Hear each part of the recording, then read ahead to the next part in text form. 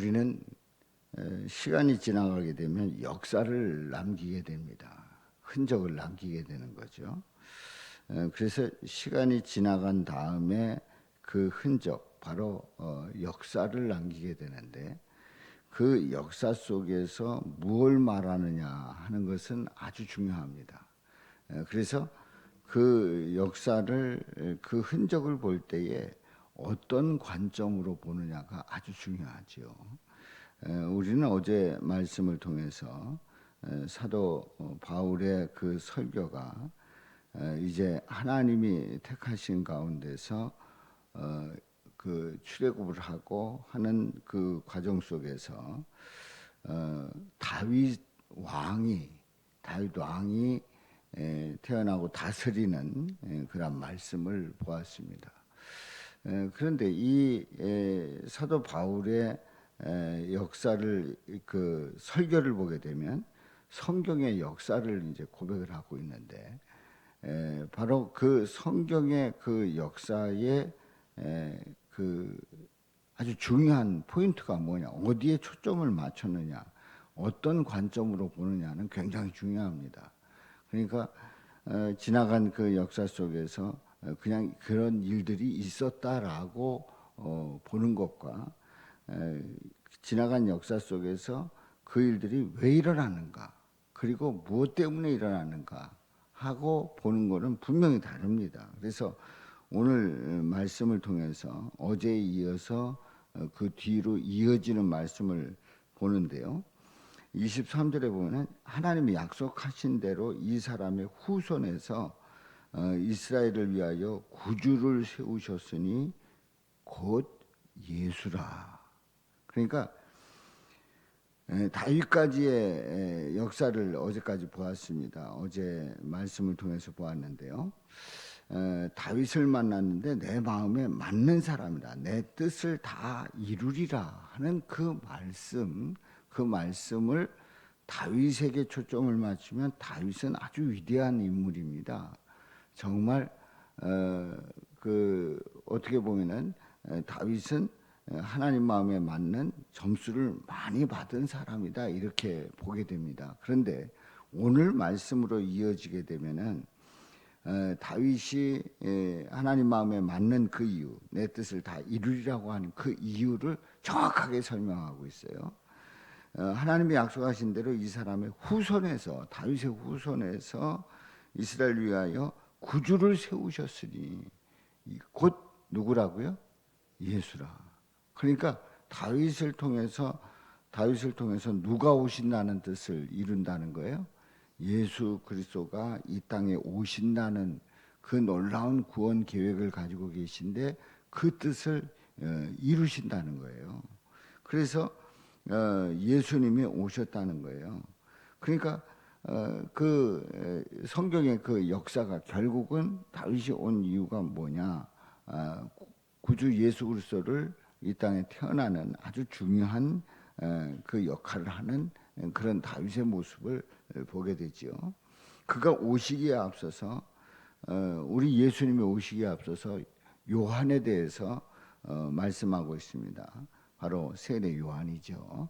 요한이 먼저 회개의 세례를 이스라엘 모든 백성에게 전파합니다. 요한이 그 달려갈 길을 마칠 때에 말합니다. 너희가 나를 누구로 생각하느냐? 나는 그리스도가 아니다. 세례 요한이 분명히 말하죠. 사람들이 세례 요한에게 모여들 때 난 그리스도가 아니라 내 뒤에 오시는 이가 있으니 나는 그 발에 신발끈을 풀기도 감당하지 못하리라. 그러니까 그 세례 요한의 그 모습 속에서 아주 다른, 그리고 그분이야말로 그리스도가 아니냐라고 하는 생각이 들 정도로 그 사역 속에서 그 복음을 전하는 그 내용과 그 삶을 보게 되면 분명히 그리스도다라고 생각이 드는데 자신은 아니라는 거예요. 나는 바로 그리스도를 예비하러 온 사람이라는 거죠. 그래서 26절에 보면은 형제들아, 아브라함의 후손과 너희 중 하나님을 경외하는 사람들아, 이 구원의 말씀을 우리에게 보내셨거늘 예루살렘에 사는 자들과 그들 관리들이 선자들의 말을 알지 못함으로 예수를 정죄합니다. 결국은 선자들의 말이 그대로 이루어지는 것을 보게 되지요. 예수님을 환영하지 아니하고 정죄를 합니다. 죽일 죄를 하나도 찾지를 못합니다. 그래서 빌라도에게 죽여달라.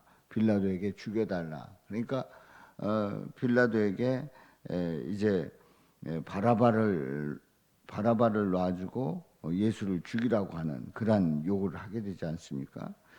그래서 29절에 보면은 성경에 그를 가리켜 기록한 말씀을 다 응하게 한 것이라. 성경에서 예언했던 말씀들이 다 이루어지고 있는 겁니다. 후에 나무에서 내려다가, 그러니까 예수님이 결국은 십자가에 못 박혀 죽으시지요. 그래서 나무에서 내려다가 무덤에 두게 됩니다. 이제 장사 지낸 거지요. 그런데 30절에 있는 말씀에 보면은 하나님이 죽은 자 가운데서 그를 살리신지라. 하나님이 죽은 자 가운데서 그를 살리셨어요. 죽었으나 살아나신, 부활하신 거지요.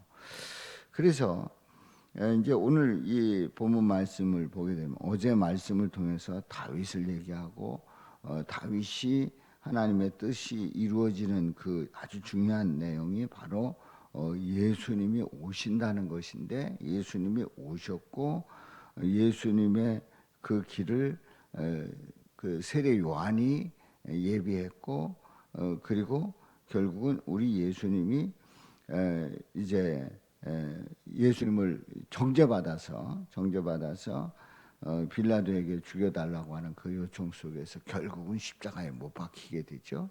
그러나 하나님이 죽은 자 가운데서 그를 살리셨습니다.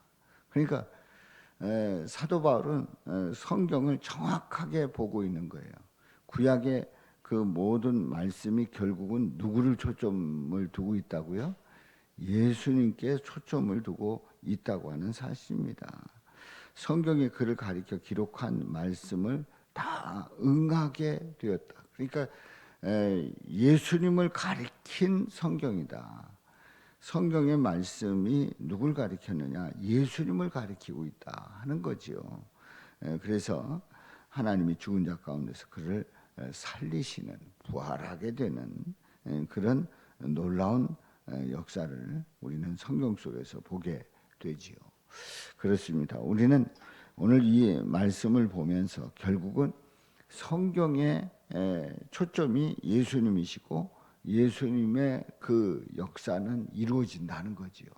그리고 그 예수님은 우리의 삶 속에서 우리 삶을 주관하시고 또 우리를 구원하여 주시고 우리를 영원한 나라로 이끌어 주시는 우리 삶의 가장 중요한 고백이 누구라고요? 예수님이심을 다시 한번 확인시키시고 있습니다. 그렇습니다. 그 역사는 바로 지난 시간의 흔적을 말하는데 그 역사의 포인트는, 초점은 바로 예수님이시다. 그리고 그 예수님을 통해서 하나님의 뜻이 이루어지는데, 나의 삶 속에서 예수님이 역사의 가장 중요한 초점이 된다고 하면은 우리 예수님과 동행하는 삶이 되고 또 예수님 때문에 영생의 삶을 살게 되는 그러한 은혜가 저와 여러분들에게 넘치시기를 주님의 이름으로 축원합니다. 자, 우리